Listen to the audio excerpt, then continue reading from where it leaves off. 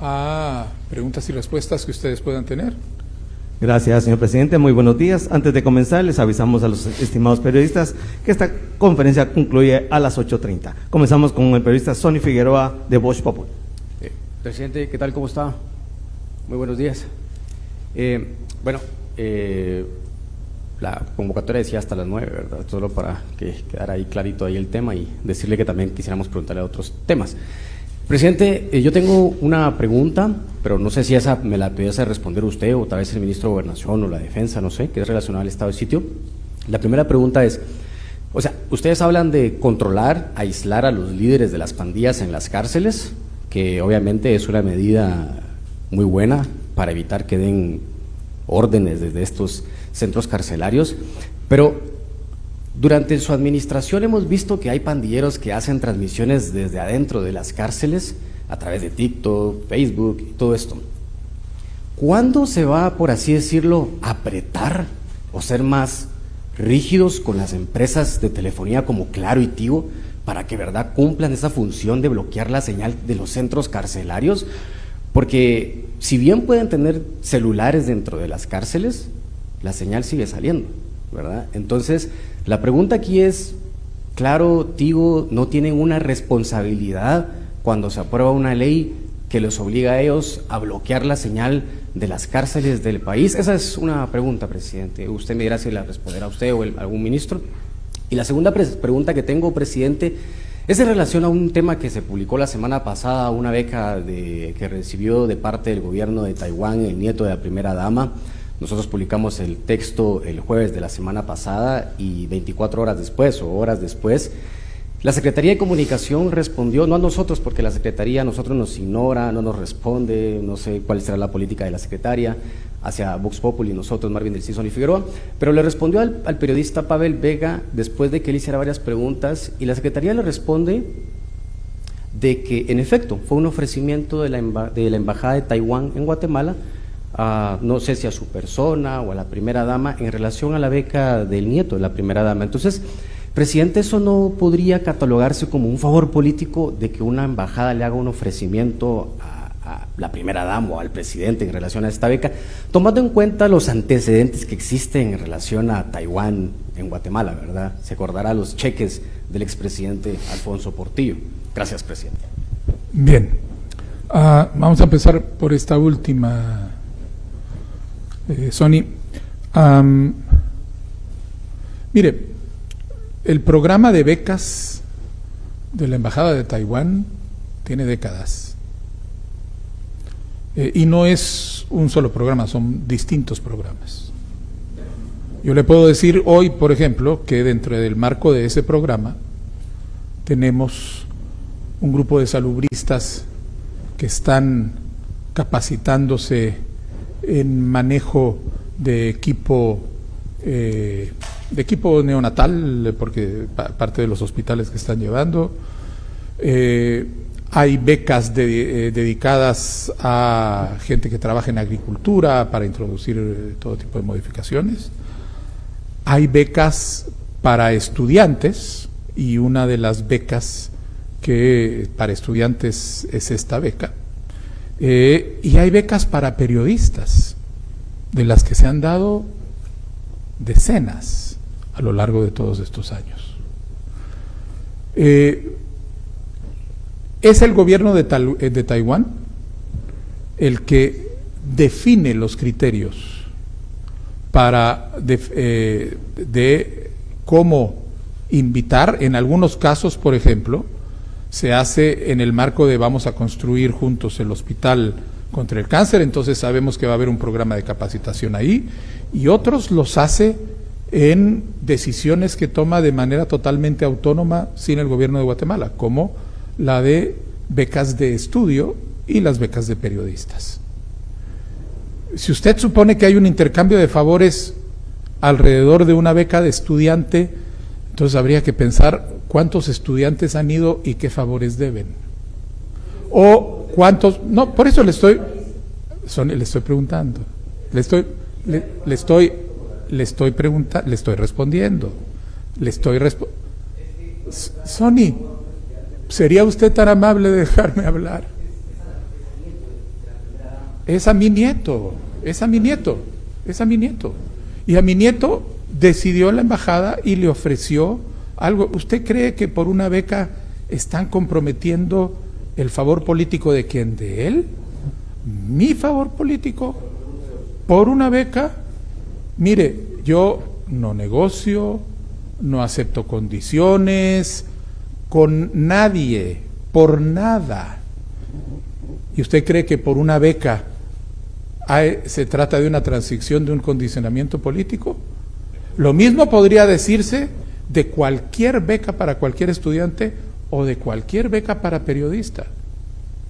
En todo caso, lo que yo le puedo asegurar es que yo no acepto condiciones, yo no acepto ningún tipo de transacción, no le voy a contar el tipo de cuestiones a las que hemos tenido que enfrentarnos y que la gente se ha dado cuenta que efectivamente este gobierno no transige, no negocia, no se condiciona, no se subordina y no se supedita. Y yo agradezco al gobierno de Taiwán por la beca que le ofreció a mi nieto, que además lo hizo porque tiene la idoneidad y las características de acuerdo que ellos fijaron, inclusive el desempeño académico, pero no entiendo qué supeditación y qué favor esperan o esperarían de eso. Entonces, esa es su respuesta a la pregunta. Sobre la primera, voy a permitir que haya una respuesta más amplia, pero le doy una novedad problemática. Y es que una cosa es lo que tenemos que hacer contigo y claro, y se está haciendo, y que se hizo, y uno de los ejemplos fue cuando planificamos la operación, en donde hubo claramente un bloqueo. El problema es que ahora estamos encontrando terminales Starlink metidas hemos encontrado en uno de los penales. Usted sabe que Starlink no lo puede bloquear desde acá, porque es una cuestión satelital, etcétera. Pero estamos trabajando en ello. Ministro, por favor. Bien, con respecto a esa pregunta de los bloqueadores, nosotros estamos trabajando con estas empresas que prestan el servicio de telefonía para definitivamente hacer un bloqueo total de las señales que hay en los centros penitenciarios. Hay un tema técnico ahí que a veces hace que el bloqueador no pueda funcionar a cabalidad en todo el sector de los centros penales, porque cuando se ponen los bloqueadores se tienen que adaptar, digamos, al diseño de la cárcel, y eso hace a veces muy difícil que la señal se pueda bloquear en un 100% en todo el centro. Eso por un lado. Pero estamos tratando de superar esa situación. Ahora, lo otro es que, como decía el señor presidente, tenemos un problema que no vamos a ocultar, y es que se dan muchos actos de corrupción dentro de los centros penales que permiten el ingreso no solo de celulares, sino que, como lo ha dicho el señor presidente, hasta de antenas de Starlink que hemos encontrado en varias requisas, donde ellos mismos crean su propia señal. Luego, una de las primeras operaciones que se hizo cuando se implementó el Plan Centinela fue quitar unos supuestos negocios, unas supuestas champas que habían cerca de la prisión, donde nos enteramos que ahí habían routers que generaban cierta señal hacia lo interno de la cárcel, y los reos incluso ya no utilizaban, digamos, la frecuencia normal de las telefónicas, sino que a través de los routers creaban su propia señal y extorsionaban a través de WhatsApp, o hacían llamadas extorsivas a través de WhatsApp, y se comunicaban entre ellos a través de estas redes, ¿no? Entonces tuvimos que quitar todos esos supuestos negocios que lo que prestaban era un soporte estratégico y logístico a los privados de libertad. En ese sentido también se guardaban ilícitos ahí que después terminaban adentro de los penales, y esa es la lucha que tenemos ahorita. Hemos creado un círculo de seguridad con el Ejército de Guatemala alrededor de estas prisiones, precisamente para llevar un control para que nadie ingrese ni celulares ni objetos que permitan de alguna manera esa comunicación de parte de los internos hacia afuera. Y hemos tratado en la medida de nuestras capacidades de cortar esas comunicaciones. Entendemos que esto es vital para las operaciones que estamos haciendo de desarticulación de estas bandas criminales. Pero eso es lo que hemos hecho hasta hoy y eso es lo que ha provocado en algún sentido de que los bloqueadores de señal no tengan el impacto o no tengan de alguna manera los resultados que muchas veces esperamos, pero estamos en el camino de cortar completamente estas comunicaciones. Gracias. Gracias, ministro. Continuamos con la periodista Paula Carranza. Solo quiero ampliar algo porque gracias. La pregunta que hace Sony es muy importante, muy estratégica. No solo son las telefónicas a las que hay que introducir a que colaboren o a que cumplan con la ley. Estamos descubriendo señales de radios. Ellos tenían, me refiero a los privados de libertad, una red de radios táctica muy elaborada. Eso se los quitamos.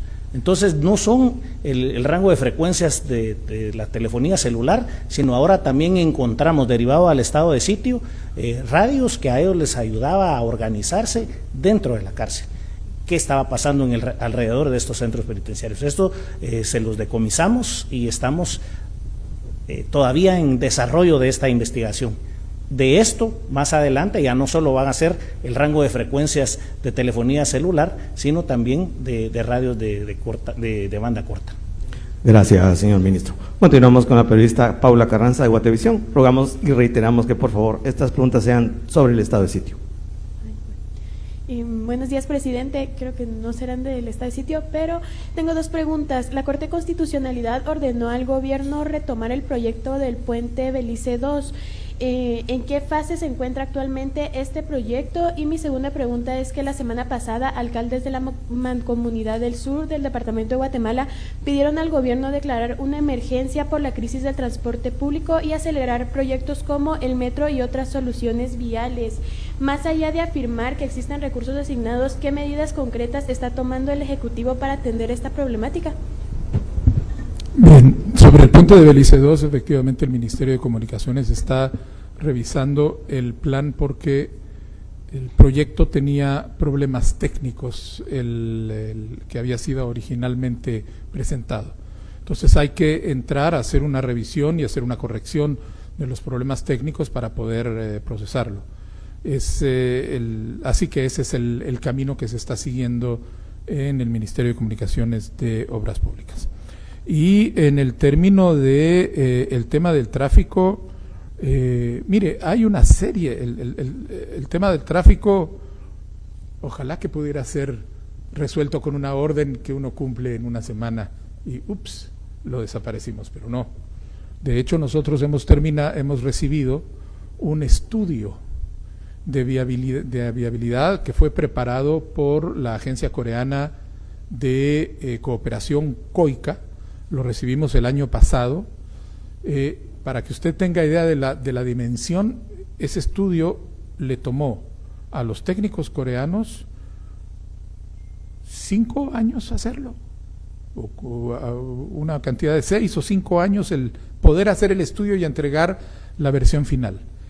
En la versión final del estudio de vialidad que entregó la cooperación coreana, vienen una serie de medidas que han sido identificadas como las medidas necesarias para lograr atender los problemas del tráfico, no de la ciudad de Guatemala, sino de la metrópolis, porque aquí estamos hablando ya de una conurbación que involucra a varios municipios de alrededor. De esos van algunos proyectos, como por ejemplo un proyecto de periférico de la ciudad, un proyecto de periférico interno que completa una serie de cuestiones, el proyecto de metro de riel, pero que en realidad tiene que ser adoptado no solo como un proyecto de metro, sino como un sistema de transporte vial que integra dentro del sistema al metro, al aerometro, a buses y a otro tipo de líneas para ir alimentando un sistema que facilite la vialidad y recomienda una serie de intervenciones en distintos niveles. De estas intervenciones nosotros estamos, por ejemplo, si usted vio la presentación de que hicimos el otro día con la firma de la LOA sobre proyectos de infraestructura con el Cuerpo de Ingenieros del Gobierno de los Estados Unidos de América, del Ejército Norteamericano. Ahí usted puede ver dos proyectos que son directamente parte de eso. Uno es la construcción de el periférico que va de Xenacoja a Sanarate. Bueno, hay primero la construcción de un paso, no es un paso a desnivel, es un distribuidor en Sanarate para evitar ese cruce en la carretera, en la CA9, que es uno de los más mortales que existen en el país. Pero además ese es el punto de partida de un periférico que va a ir desde Sanarate hasta Santo Domingo Xenacoj, creando una ruta que va a permitir el desvío de todo el tráfico pesado que va y viene entre Oriente y el puerto de Izabal. Tenemos dentro de esos proyectos, además, el proyecto, si usted se recordará, que yo creo que va a ser impactante en términos del efecto que va a tener, no recuerdo el nombre técnico que tiene, pero fundamentalmente es el segundo piso que se va a construir sobre la calle Martí, desde la entrada del puente de Belice hasta la entrada más o menos el Morazán, probablemente, eso va a depender de los estudios. Hay un segundo piso que lo que va a hacer es que va a aliviar todo el tráfico que viene desde el Atlántico y que va saliendo a occidente o al sur para evitar que se trabe en la calle Martí, que es una avenida de tránsito y que está continuamente atascada por estos problemas de tráfico. Seguimos adelante con el metro de la ciudad de Guatemala y estamos ahorita viendo ya cuáles son las opciones constructivas. Evidentemente este es un megaproyecto que tiene, digamos que primero hay que tener muy claro cuál es el mecanismo que se sigue para hacer, de manera que lo que le puedo decir es que nosotros estamos haciendo, dentro de los planes, por ejemplo, que vienen ligados a la construcción del metro de la ciudad de Guatemala, que es distinto del aerometro que está planificando la alcaldía. ¿Okay? Este es el tren ligero. Viene la adquisición de toda una serie de buses en una red de transporte que está destinada a alimentar las arterias, porque el aerometro y el metro van a ser arterias de la ciudad de Guatemala y van a estar alimentadas por un sistema inteligente de buses. ¿Qué quiere decir un sistema inteligente? Un sistema donde todos los buses van a estar conectados a una computadora central que va a permitir que se sepa dónde se están moviendo para ir balanceando los movimientos de manera que siempre haya una cobertura óptima y se eviten los temas. Entonces, como puede ver, no estamos haciendo una cosa, estamos haciendo varias cosas para resolver un problema de tránsito que es el resultado de un abandono enorme de este tipo de grandes proyectos por parte del Estado. Gracias, presidente. Continuamos con el periodista Kenneth Jordán, del diario La Hora.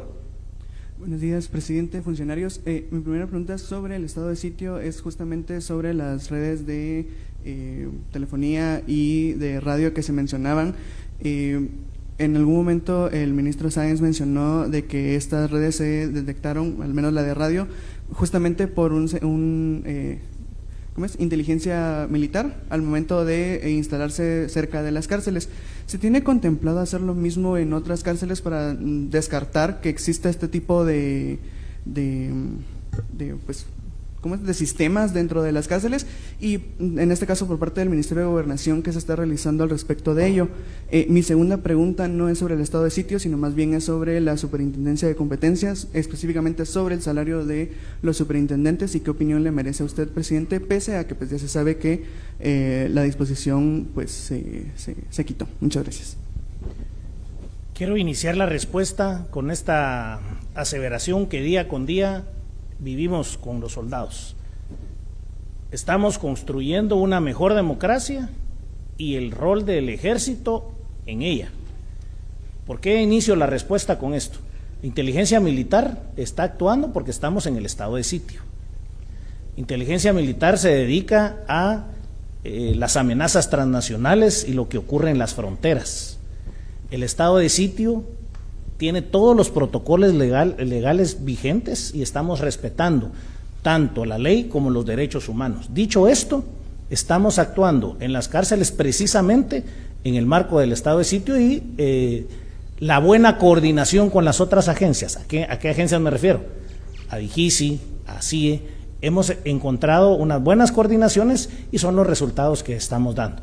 Más adelante, seguramente, nosotros vamos a estar siempre en lo que nos compete y las agencias de inteligencia civil seguirán haciendo su trabajo.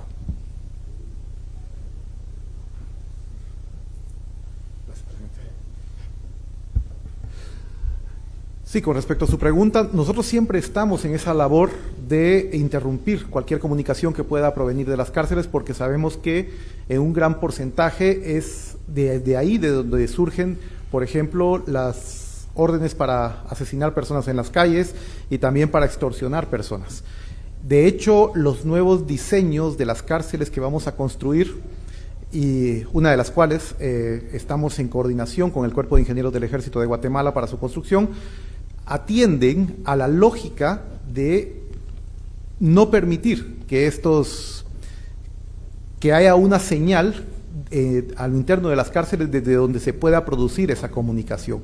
En otras palabras, estamos ajustando el diseño a las recomendaciones técnicas que nos sugieren para que los bloqueadores sí tengan completamente bloqueada la señal que se pudiera generar dentro de las prisiones. El problema que ha surgido actualmente es que los bloqueadores se están adaptando al diseño de las cárceles que no fueron diseñadas, valga la redundancia, para este tipo de sistemas. Nosotros estamos haciendo lo contrario, estamos diseñando la cárcel bajo una lógica que tienda a acoplarse a las necesidades que tienen estos bloqueadores para que no haya ningún resquicio de señal al interno de las cárceles, pero por lo pronto, en las que ya tenemos, nuestra labor continúa con ese propósito de no solo interrumpir las señales, sino que también hacer requisas para desapoderar a estos privados de libertad de cualquier aparato tecnológico que tengan para que no puedan comunicarse hacia el exterior. Gracias. Gracias, ministro. Dos comentarios.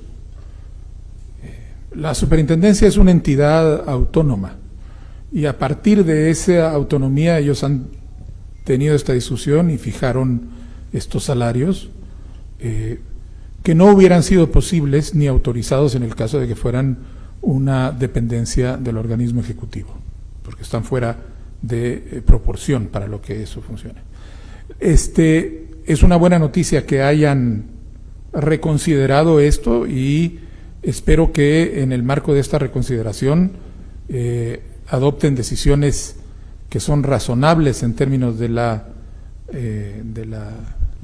remuneración salarial de los miembros de la superintendencia, pero quiero señalar que aquí hay un problema mayor que, bueno, nosotros estamos ya trabajando en eso, y es el hecho de que el Estado guatemalteco, y aquí hablo no únicamente del Ejecutivo, sino del Estado en su conjunto, tiene un desorden absoluto en términos de escalas de remuneración por las funciones que se están cumpliendo. Eso es adentro del Ejecutivo, es en el organismo judicial, es en el Congreso de la República, es en todas partes. El Estado necesita tener una escala razonable en donde haya cierta comparabilidad entre los salarios que tienen autoridades de niveles similares dentro de el Estado, pero además que tengan también condiciones de competitividad frente al sector privado, en el sentido de que el Estado necesita tener salarios que sean atractivos para también los mejores profesionales. Esto no es nada sencillo, esto es complicado, es el objeto de un trabajo que se está haciendo y que esperamos poder alrededor de este estudio hacer propuestas en cuestión de meses. Gracias, señor presidente. Continuamos con la periodista Ashley Monzón de TV Azteca. Buenos días, autoridades. En relación a este tema de la ola de violencia, ¿ustedes han tenido algún tipo de conversación o bien el sector privado se ha interesado en trabajar con ustedes en respuesta a la seguridad y también tema de infraestructura carcelaria? Tomando en cuenta este tema con relación a la cárcel de Mazagua, ¿en qué punto va para la construcción y habilitación de la misma? Ante ello vemos que la semana pasada se reunían con Estados Unidos, miembros de Estados Unidos. ¿Cuáles han sido las conversaciones en relación a temas de seguridad y de qué manera van a estar involucrados ellos para poder apoyarles? Asimismo, bien se conoce el tema del barrio El Gallito. Presidente, no sé si ustedes han tenido la oportunidad de que viajen solos en su carro y lamentablemente pues en Waze lo tira para uno ahí a ese lugar y uno tenga que bajar los vidrios, uno tenga que pues ir atento porque le puede pasar cualquier situación. La semana pasada, en medio del estado de sitio, falleció alguien derivado de un asesinato, pues un ataque armado por haber ingresado de manera errónea a este lugar. ¿Cómo se va a controlar esta situación en el barrio El Gallito? Es un secreto a voces que ahí pues está dominado por ciertas pandillas que tienen el poder de poder decir quién entra y quién no. Asimismo, presidente, aprovechando, la semana pasada lamentablemente no me dejaron repreguntar y me quedo viendo la respuesta en relación a los bloqueadores de señal. Solo me dio respuesta que gracias a uno pues habían podido tomar acción en relación al Centro de Renovación 1. Pero, presidente, a la fecha, ¿cuántos bloqueadores de señal ustedes han obtenido en relación a su gobierno? Porque yo investigué a través de Guatecompras y la última adjudicación de bloqueadores de señal fue en 2023. No sé si tiene otro nombre este tipo de sistema, pero si me pudieran aclarar, se los agradezco. Gracias. A ver, vamos a ir primero, Mazagua. La cárcel de Mazagua es una cárcel cuya construcción cuyo proceso de diseño y construcción se había detenido debido a un problema de tipo administrativo en torno a la incompatibilidad del diseño con la dimensión del terreno, una cuestión de tipo legal que cuando se hizo evidente hizo que se detuviera, por razones legales no se podía continuar, hasta que se le encontró una respuesta que fuera satisfactoria para todas las partes. Es una cárcel que se está construyendo con recursos del Banco Centroamericano de Integración Económica y entonces son ellos los que hacen con ellos se hacen todos los procesos y con ellos se revisan los temas. La cárcel ahorita, ese proceso el año pasado, creo que en noviembre, se logró resolver finalmente el problema, se le encontró cuál era la solución técnica y administrativa adecuada y ahorita junto con el Banco Centroamericano de Integración Económica se relanzó el proceso de diseño y construcción, aunque tengo entendido que el diseño ya estaba listo. O sea que sencillamente es ya empezar el proceso de construcción y eso implica que junto con el BESIE se van a hacer los procesos de licitación correspondientes para poder hacer la construcción. Si quiere, no, coméntelo. Así vamos una. Gracias. Sí, solo para aclarar su pregunta o ampliar la respuesta. Con respecto a la cárcel de Mazagua, había un problema administrativo y jurídico que no permitía cerrar la fase de preinversión para pasar a la fase de ejecución de la obra. Como lo ha dicho el señor presidente, hicimos todos los ajustes, en los planos, hicimos todos los procedimientos necesarios para que se pudiera cerrar la fase de preinversión. En eso estamos ahorita. Y ahorita vamos a iniciar ya directamente vamos a lanzar las bases para iniciar la construcción de la misma. En esa fase vamos en este momento, y esperamos que la construcción de la cárcel ya empiece en los próximos meses. ¿Para cuándo sería que finalizaría la construcción? ¿Tienen contemplada alguna fecha? Si no estoy mal, porque no tengo el dato exacto ahorita, creo que a partir de que se se lancen las bases de licitación y se asigne la empresa que deba de construir esta cárcel, si no estoy mal, son 12 meses para tener, 12 o 18 meses para tener ya la cárcel construida. Concluida esta conferencia, señor presidente.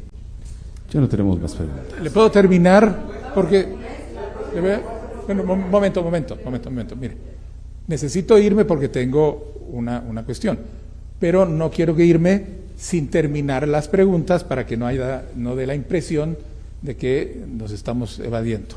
Pero esta sí tenía una fecha, una hora tope. Entonces, sobre la participación de los Estados Unidos, mire, la reunión que vino fue al más alto nivel del Departamento de Defensa.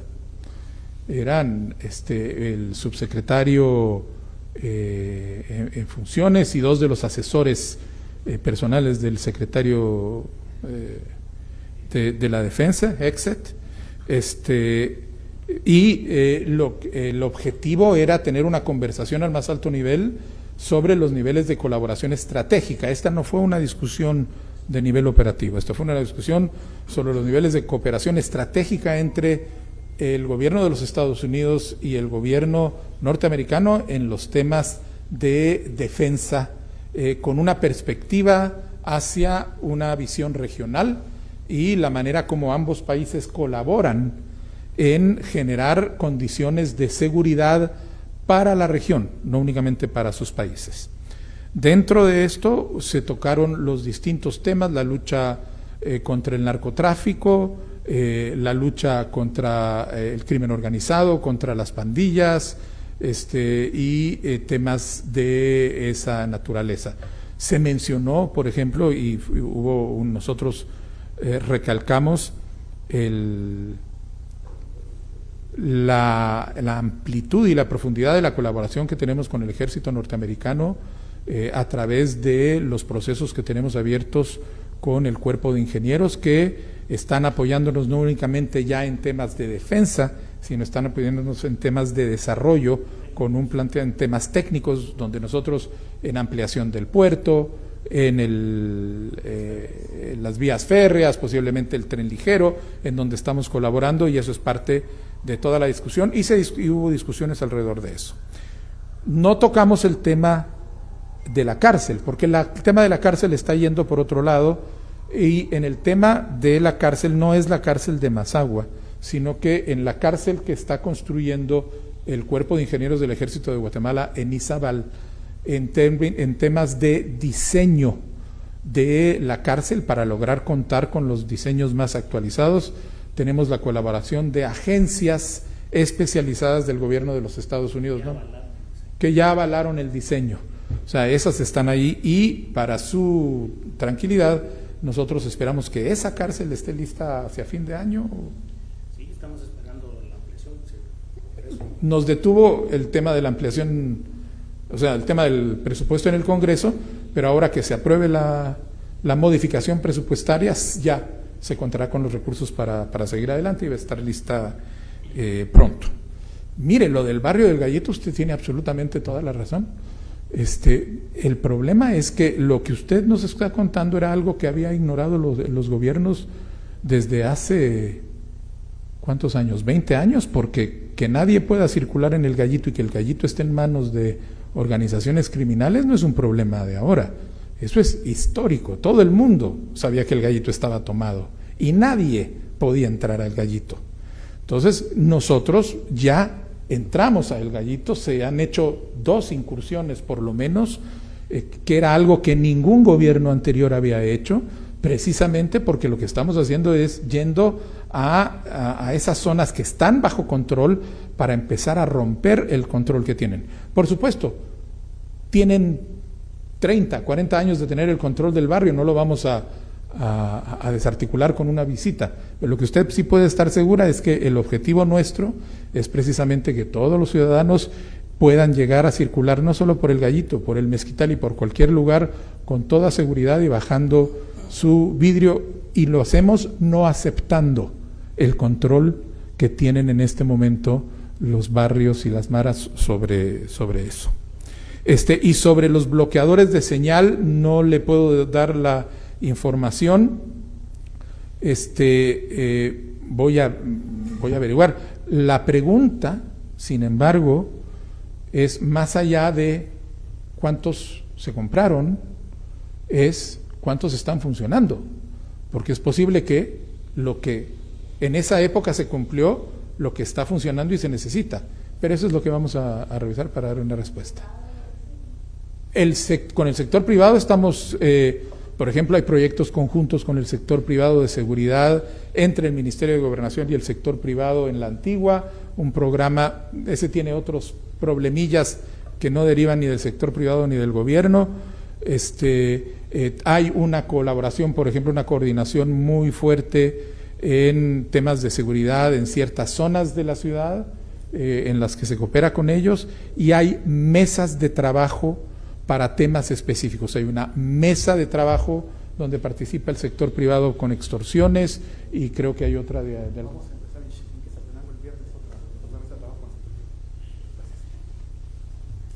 Perdón, señor presidente, gracias.